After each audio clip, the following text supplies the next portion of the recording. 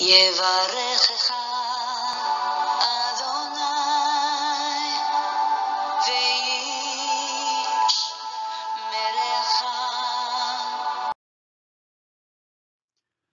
וישמרך. 바레크카 아도나이 베이시메레카. 사랑하는 성도 여러분, 오늘 하루도 전지전능하신 임마누엘의 하나님께서 여러분에게 복을 주시고 여러분을 안전하게 지켜주시기를 축복합니다. 아멘. 2021년 12월 29일 수요일 아침입니다. 오늘도 우리의 코에 호흡을 불어 넣어주시고 하나님의 영광을 위하여 살아갈 수 있는 새로운 하루를 허락해 주신 창조주 하나님 우리 아버지께 감사와 찬양을 올려드립니다. 사랑하는 성도 여러분, 광야의 식탁 83번째 시간입니다. 오늘 함께 묵상할 제목의 말씀은 말씀에 운동하는 기운입니다. 오늘의 본문 말씀은 히브리서 4장 12절과 창세기 1장 3절 말씀이 되겠습니다. 하나님의 말씀은 살아있고 활력이 있어 좌우의 날선 어떤 것보다도 예리하여 혼과 영과 및 관절과 골수를 찔러 쪼개기까지 하며 또 마음의 생각과 뜻을 판단하나니. 아멘. 하나님이 이르시되 빛이 있으라 하시니 빛이 있었고. 아멘.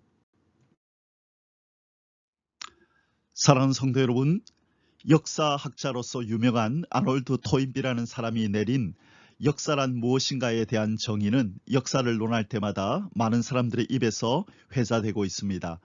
토인비는 역사는 도전과 응전의 역사다라고 이렇게 말하였습니다.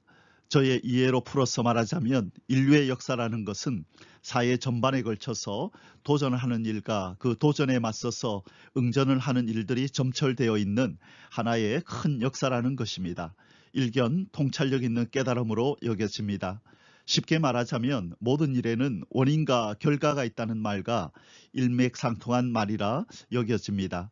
의견이 충돌하니 다툼이 생기고 서로 의견이 상통되면 화합이 일어나고 기온이 내려가니 얼음이 얼고 기온이 올라가면 얼음이 녹아 물이 되고 여름이 되니 기온이 올라가 더위를 느끼고 기온이 내려가 겨울이 되니 추위를 느끼게 되는 등 이 세상의 모든 일들은 도전과 응전 그리고 원인과 결과가 서로 얽히고 설켜 하나의 큰 역사를 만들어 가게 되는 것입니다. 그러나 역사를 구성하는 이 도전과 응전 그리고 원인과 결과 이면에는 인간들이 보지 못하고 감지해내지 못하는 어떤 큰 힘이 작용하고 있습니다. 그것은 바로 하나님의 말씀의 운동력입니다. 인간들은 겨울이 되니 추워지고 여름이 오니 더워지는 자연의 법칙은 알고 있지만 이 지구의 자연 법칙이 태초의 말씀으로 천지를 창조하신 하나님의 말씀의 운동력이 작동해서 그런 줄을 깨닫지 못한다는 것입니다. 창세기 1장 1절에 태초에 하나님이 천지를 창조하시니라. 1장 14절에 하나님이 이르시되 하늘의 궁창에는 광명체들이 있어 낮과 밤을 나뉘게 하고 그것들로 징조와 계절과 날과 해를 이루게 하라. 아멘. 해가 지면 어두워지고 해가 떠 있는 동안에는 밝고 따뜻해지는 것은 모두가 아는 자연 법칙이지만 바로 이 해가 뜨고 지는 것을 창조주 하나님께서 주관하신다는 것을 인생들은 모른다는 것입니다. 제 기억으로 중학교 때 이 세계사를 배우면서 이스라엘 나라가 남북으로 나누인 이유가 정치적인 문제라고 배웠습니다. 외견상으로는 맞는 것 같습니다. 북이스라엘의 일대 왕이었던 여로보암이 바로 솔로몬 왕의 신임을 받아서 요셉 족속의 노동 감독에 임명되었던 솔로몬 왕의 신하였었고 차후에 반역을 일으키고 북이스라엘을 세우고 초대왕이 되었기 때문에 이 둘 사이에서 발생한 이 사건이 세상적인 역사학자의 눈에 보기에는 단순히 정치적 문제로만 보였을 것입니다. 그러나 성경적으로 볼 때 여로보암이 솔로몬 왕을 대항하여 반역을 일으킨 것은 하나님께서 계획하신 바고 선지자 아이야를 통하여 예언하신 일이 성취된 사건입니다. 바로 이 사건은 열왕기상 11장 26절에서 36절까지의 말씀에 상세히 나와 있습니다. 사랑하는 성도 여러분, 인류의 역사는 하나님의 말씀의 운동력에 의해서 좌지우지되는 것입니다. 하나님의 말씀에는 역사하는 운동력이 있기 때문입니다.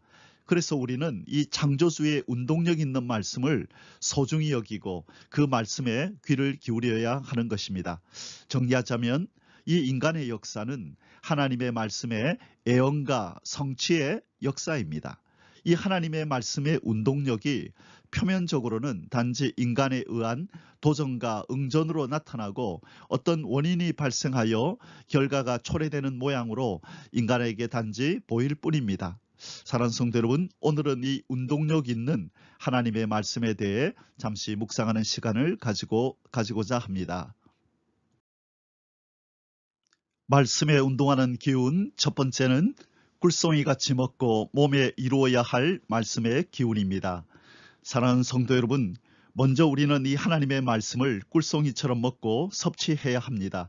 이는 거듭난 하나님의 백성의 자연스러운 현상인가 동시에 영적으로 건강하게 성장하는 일에 필수 불가결한 요인이기 때문입니다. 베드로전서 2장 2절에 갓난 아이들같이 순전하고 신령한 젖을 사모하라. 이는 그로 말미암아 너희로 구원에 이르도록 자라게 하려 함이라. 요한복음 17장 17절에서 예수님은 이렇게 말씀하셨습니다. 하나님 앞에 기도하시면서 그들을 진리로 거룩하게 하옵소서. 아버지의 말씀은 진리니이다. 아멘. 하나님의 말씀, 곧 이 진리의 말씀은 죽은 영혼을 거듭나게 하는 성령의 도구이며 거듭난 하나님의 자녀들을 성장하게 하여 영적인 이 거인적 풍모를 갖추게 하는 영적 자양분인 것입니다. 그래서 이 하나님의 말씀을 대하는 태도는 성도들의 영적 상태를 보여주는 바로미터가 되는 것입니다. 사랑하는 성도 여러분, 이날까지 하나님께 그 믿음이 인정받고 하나님의 역사에 쓰임을 받았던 사람들은 한결같이 하나님의 말씀의 사람들이었습니다. 왜 하나님께서 말씀의 사람, 진리의 사람을 사용하시는가 하면 바로 이 진리의 말씀이, 이 하나님의 말씀이 성령님이 사용하시는 칼, 곧 검이기 때문입니다. 에베소서 6장 17절에 구원의 투구와 성령의 검, 곧 하나님의 말씀을 가지라. 아멘. 우리의 믿음의 선배들이 하나님의 말씀을 얼마나 사모하였는가를 보여주는 성경 구절들이 있습니다. 시편 19편 10절에 금 곧 많은 순금보다 더 사모할 것이며 꿀과 송이꿀보다 더 달도다. 시편 119편 103절에서도요. 주의 말씀의 맛이 내게 어찌 그리 단지요 내 입에 꿀보다 더 다니이다. 아멘. 그리고 하나님께서 이 사역의 현장으로 그 종들을 보내실 때는 반드시 선포할 말씀들을 그 입에 담아주시고 보냄을 받는 종들은 그 말씀을 꿀송이처럼 먹는 장면이 성경에 자주 나타납니다. 에레미야 1장에서요. 하나님께서 예레미야를 보내시면서 이렇게 말씀하십니다. 9절입니다. 여호와께서 그의 손을 내밀어 내 입에 대시며 여호와께서 내게 이르시되 보라 내가 내 말을 너의 입에 두었노라. 아멘. 에스겔서 3장에서도요. 에스겔을 부르실 때에 이렇게 말씀하십니다. 3절입니다. 내게 이르시되 인자야 내가 너에게 주는 이 두루마리를 너의 배에 넣으며 너의 창자에 채우라 하시기에 내가 먹으니 그것이 내 입에서 달기가 꿀 같더라. 아멘. 그리고 세 번째로 요한계시록 10장 이 8절에서 11절까지에 보면요. 마지막 날에 하나님께서 사용하실 종들을 부르실 때도 이렇게 말씀을 먹으라는 이 명령을 내리시는 장면이 나옵니다. 계시록 10장 8절에 하늘에서 나서 내게 들리던 음성이 또 내게 말하여 이르되 네가 가서 바다와 땅을 밟고 서 있는 천사의 손에 펴놓인 두루마리를 가지라 하기로 내가 천사에게 나아가 작은 두루마리를 달라 한즉 천사가 이르되 갖다 먹어버리라. 너의 배에는 쓰나 너의 입에는 꿀같이 달리라 하거늘 내가 천사의 손에서 작은 두루마리를 갖다 먹어버리니 내 입에는 꿀같이 다나 먹은 후에 내 배에서는 쓰게 되더라. 그가 내게 말하기를 네가 많은 백성과 나라와 방언과 임금에게 다시 예언하여야 하리라 하더라. 아멘. 사랑하는 성도 여러분, 하나님의 말씀을 가진 자는 하나님의 대행자입니다. 사람이 뛰어나서가 아니라 그에게 담아주신 하나님의 말씀이 반드시 역사를 나타내는 운동력이 있는 창조주의 말씀이기 때문입니다. 이 말씀을 매일 꿀송이처럼 먹고 독수리가 날개치며 올라감 같은 새 힘을 받아 날마다 승리하는 영의 생활을 하시기를 주님의 이름으로 축복합니다. 아멘. 말씀에 운동하는 기운, 두 번째는 부활의 기운이 있는 말씀입니다. 사랑하는 성도 여러분, 성자 하나님 예수 그리스도는 무에서 유를 창조하시는 창조의 말씀이시며 모든 피조물들에게 생기를 불어넣으시는 생명의 말씀이십니다. 요한복음 1장 1절에서 4절에 태초에 말씀이 계시니라, 이 말씀이 하나님과 함께 계셨으니 이 말씀은 곧 하나님이시니라. 그가 태초에 하나님과 함께 계셨고 만물이 그로 말미암아 지은 바 되었으니 지은 것이 하나도 그가 없이는 된 것이 없느니라. 그 안에 생명이 있었으니 이 생명은 사람들의 빛이라. 아멘. 또한 예수 그리스도는 창조의 말씀, 생명의 말씀이실 뿐만 아니라 지금도 그 능력의 말씀으로 창조 때에 부여하셨던 이 자연 법칙을 유지하시며 지금도 모든 만물을 섭리하고 계십니다. 히브리서 1장 3절입니다. 이는 하나님의 영광의 광채시요 그 본체의 형상이시라. 그의 능력의 말씀으로 만물을 붙드시며 죄를 정결하게 하는 일을 하시고 높은 곳에 계신 지극히 크신 이의 우편에 앉으셨느니라. 지금 하늘에서 주님께서 말씀이신 주님께서 하시는 일이 무엇이라고 말씀하고 있습니까? 그의 능력의 말씀으로 만물을 붙드시며 죄를 정결하게 하는 일을 하시고 있다라고 말씀하고 있습니다. 이사야서 48장 13절에 하나님의 말씀의 능력을 이렇게 표현하고 있습니다. 과연 내 손이 땅의 기초를 정하였고 내 오른손이 하늘을 폈나니 내가 그들을 부르면 그것들이 일제히 서느니라. 아멘. 사랑하는 성도 여러분, 창조의 말씀, 생명의 말씀이신 예수 그리스도는 죄와 허물로 말미암아 죽은 인생들을 부활시키시고 저주받은 모든 만물들을 재창조하시는 일에도 전지전능하신 분이십니다. 그래서 지금도 누구든지 그 안에 거하는 자들을 향하여 말씀으로 역사하시사 부활의 기운을 바라시고 계십니다. 그래서 먼저는 인생의 영혼이 부활하여 새 생명을 이미 얻었고 장차는 재림하실 때에 질병과 사망에 매여 있는 모든 육신들과 저주 아래 있는 모든 만물들을 부활의 기운으로 재창조하실 것입니다. 이 부활의 기운, 이 말씀의 기운을 구약에서는 에스겔 골짜기의 해골들을 향하여 바라실 때 부활의 기운이 역사하여 그 마른 뼈들이 생기를 얻어 다시금 살아나게 하였고, 신약에서는 예수 그리스도께서 죽은 지 나흘이나 되는 나사로를 무덤에서 살려내시는 역사로 나타났었습니다. 이제 이 세상 이 마지막 날에 모든 인생들과 만물들을 향하여 그 부활의 말씀을 외칠 때에 모든 생명체들이 그 부활의 기운을 받아 모두 소생하게 될 것입니다. 하나님의 말씀은 부활의 능력을 가지신 바로 그 소리이기 때문입니다. 시편 29편 4절에서 9절에 여호와의 소리, 여호와의 말씀이 얼마나 힘이 있고 능력이 있는지를 나타내고 있습니다. 29편 4절에 여호와의 소리가 힘 있으며 여호와의 소리가 위엄차도다. 여호와의 소리가 백향목을 꺾으시며 여호와께서 레바논 백향목을 꺾어 부수시도다. 그 나무를 송아지같이 뛰게 하시며 레바논과 시련으로 들 송아지같이 뛰게 하시도다. 여호와의 소리가 화염을 가르시도다. 여호와의 소리가 광야를 진동하시며 여호와께서 가데스 광야를 진동시키시는도다. 여호와의 소리가 암사슴을 낙태하게 하시고 삼림을 말갛게 벗기시니 그의 성전에서 그의 모든 것들이 말하기를 영광이라 하도다. 아멘. 말씀에 운동하는 기운, 세 번째는 하늘의 영권을 일으키고 땅의 물권을 일으키는 기운이 있는 말씀입니다.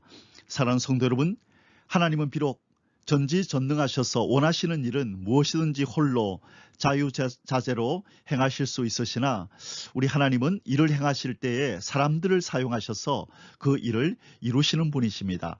대부분은 자기의 백성들을 통하여 일하시지만 종종 고레스 왕과 같이 이방인을 들어 쓰시기도 하십니다. 그래서 하나님이 부르시는 종이 있는 곳에 하나님의 말씀이 임하고 하나님의 말씀이 임하는 종에게는 영권이 임하고 영권이 임하는 종에게는 물건도 아울러 뒤따르게 하셔서 마음껏 종으로 하여금 하나님의 일을 하게 하십니다. 80살이나 된 노인 모세에게 하나님의 말씀이 임하니 영권으로 여러 가지 재앙을 내리게 하셨고 애굽을 치고 이스라엘 백성들을 구출해내는 역사를 행사할 수가 있었습니다. 후원군이 없는 외로운 엘리야에게 하나님의 말씀이 임하니 하늘에서 불을 끌어내리고 하늘을 닫아 비 오지 않게 하는 영권을 행사할 수가 있었습니다. 그리고 시대의 메시지를 받고 전도자로 나서는 보잘것없는 12 제자들에게 오순절날 영권이 임하여 강력한 복음 전도자로 변신하는 역사가 나타났었습니다. 그리고 그들이 가는 곳마다 돕는 이들을 붙여주셔서 물질적으로 어렵지 않게 도와주셨습니다. 우리가 지상명령이라 부르는 마태복음 28장 18절에서 20절까지의 말씀 속에서 주님은 이렇게 약속하셨습니다. 세상 끝날까지 내가 너희와 항상 함께 하리라. 이렇게 약속하시고 우리 주님께서 그 약속을 지키셨습니다. 바로 이 약속 속에는 이 복음 전파를 위한 영권과 물건의 공급을 포함하고 있는 약속이었기 때문입니다. 사랑하는 성도 여러분, 하나님의 부르심을 받아 하나님의 일을 하는 사람들에게 나타나는 공통점은 하나님이 그들을 책임지신다는 것입니다. 이 책임에는 종들에게 필요한 능력과 물질적인 공급이 반드시 동반됩니다.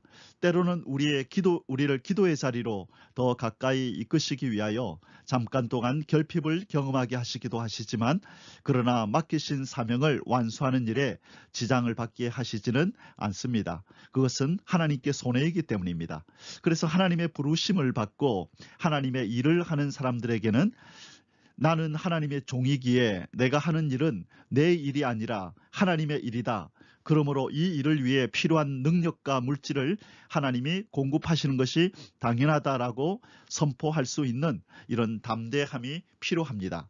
사랑하는 성도 여러분, 이 시대는 오래 저장했던 포도주와 골수에 가득한 기름 같은 말씀, 그리고 감추었던 만나 같은 예언의 말씀이 개봉이 되고 성취되어지는 이 말세지 말입니다. 이 시대의 말씀을 잘 먹고 몸에 이루어 하늘의 영권과 물권이 회복되어 마음껏 하나님의 영광을 위하여 쓰임을 받는 저와 여러분의 삶이 되시기를 축복합니다. 아멘.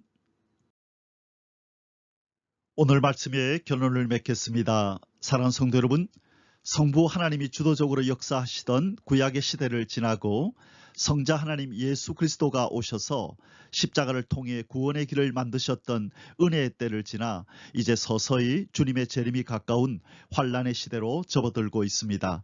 그리고 지금은 성령의 시대입니다. 이 성령님께서 사용하시는 것이 바로 성령의 검입니다. 하나님의 말씀은, 이 성령의 검 하나님의 말씀은 역사하는 기운이 있고 운동하는 기운이 있는데, 첫째, 우리가 굴송이같이 먹고 몸에 이루어야 할 말씀입니다.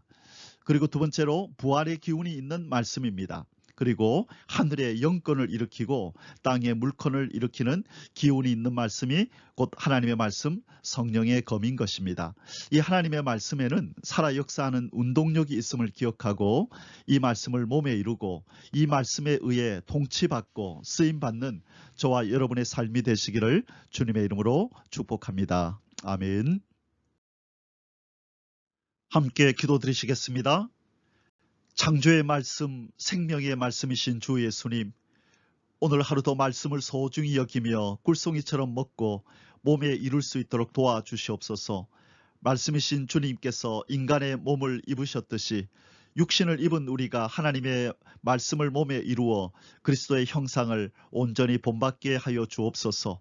말씀의 기운으로 이 저주받은 세상과 인생을 회복시키시는 일에 동참하여 쓰임을 받는 종이 되게 하여 주옵소서. 예수 그리스도의 존귀하신 이름으로 간절히 기도드리옵나이다. 아멘. יברך